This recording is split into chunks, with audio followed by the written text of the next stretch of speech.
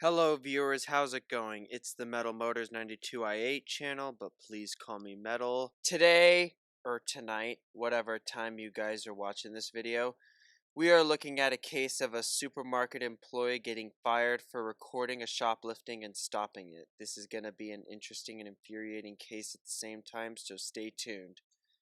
So this all happened at a supermarket in Arapahoe County, Colorado called King Supers, when three organized shoplifters robbed $500 worth of laundry detergent, and a guy by the name of Santino Barola filmed the whole thing happening and was even able to catch the driver's license plate number, allowing the cops to catch the suspect. So with all this, you think he'd get praised by his boss, right?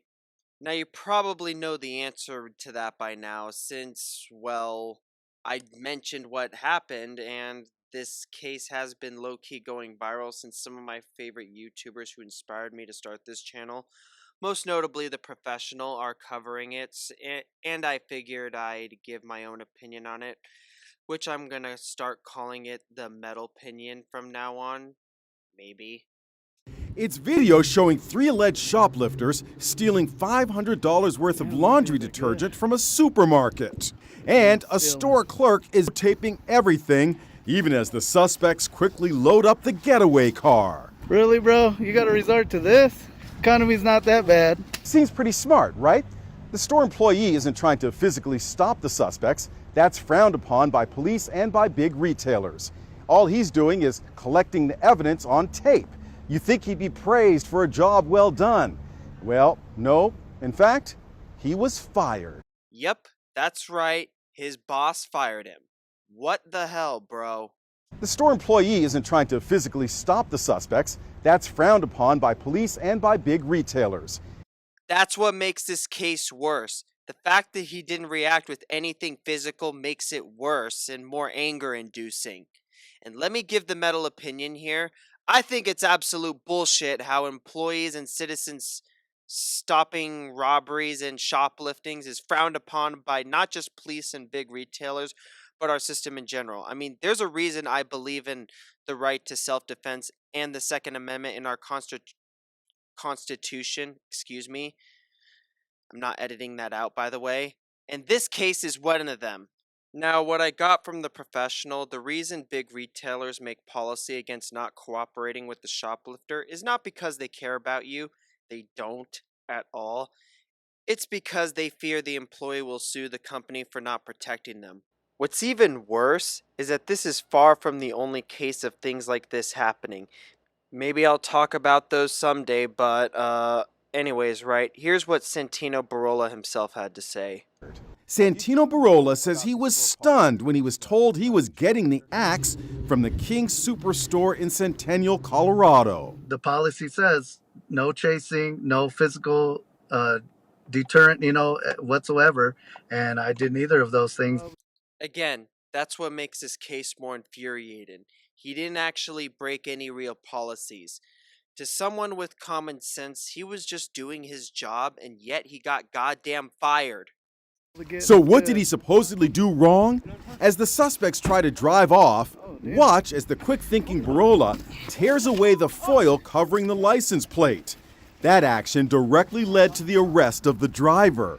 If he hadn't done that, it would just be another video of three people stealing again, like that's happening all over the United States right now. But that doesn't matter. Barola is still out of a job because he violated the company's policy against employees intervening during thefts. I'm gonna say what I said in my last video where I covered a city suing a church for helping the homeless, quote-unquote, illegally. If your policies, like this one here, are causing stuff like shoplifting to happen to you and people losing their jobs for stopping the crime, then the problem is the policy itself and not anyone or anything else at all whatso goddamn ever. What do you think of this store policy? I think it's a little bit ridiculous. I get it, the liability and to not chase after them or physically deter them, which in the video I clearly did neither. I was walking, not chasing, and never did I physically touch them in any way, shape, or form. Barola has lots of support on social media. This man should get a raise, not termination, goes one typical commentary. That right here is what I think. This man should get a raise, not a termination. Fortunately, that seems to be the popular opinion, which makes me feel hope for humanity. Now, that is exactly what I would have done if he was my employee. Now, if it were me, I'd even give him a raise if he stopped the crime himself before they could get to their car. With that being said, you know I wouldn't have policies like what this store has if I was a shop owner, because honestly, relying on the police to stop the crime doesn't always work like it did here, because more often than not, the damage is already done, and there's even some cases where the criminal doesn't even get caught by the police. I might cover cases like that on the channel, but that depends on what shows up to me. Harry, you think you were unfairly fired? I believe so. Being a veteran, being a former military police officer, I'm always going to do the right thing, especially if a crime is happening in front of me. Dude, if I open some kind of business and he happens to be in the same area as me and looking for a job, I would totally hire him and pay him generously. Because honestly, people like him need to be given more light in our media. I have nothing but respect for the guy. I feel very sorry this happened to him. Things like this should not be happening, and by extension, policies that allow things like that to happen should not be in place at all. And I stand by that statement. The supermarket says while they are unable to comment on personnel matters, they do have security measures in place to help prevent crime and de-escalate confrontations to minimize risk to their employees. Security measures? What are those measures? Because they obviously didn't work and one of your employees had to step in. Now, in case I didn't make myself clear enough, if I was the owner, my security measures would basically allow for the employees to defend the business from crimes against it. And if not the employees, I'd hire security to make sure they stop things like this. And like I said in the video, I covered this story because I figured the topic was good enough for me to give my personal thoughts on. Some might find them controversial, but here's the thing.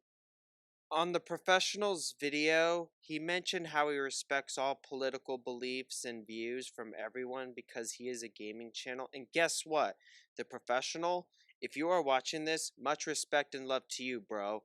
Thank you for being one of my inspirations to make YouTube videos.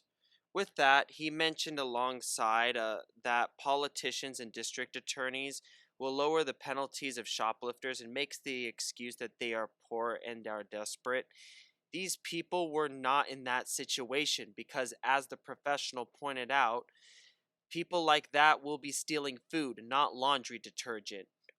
One thing I want to point out myself about this is that these same stupid politicians and DAs will also criminalize people for stopping the crime themselves, as it's looking like it, since it seems like everyone from the police and the store owners are frowning upon having crime stopped then and there by someone who is there to do so and is capable of it.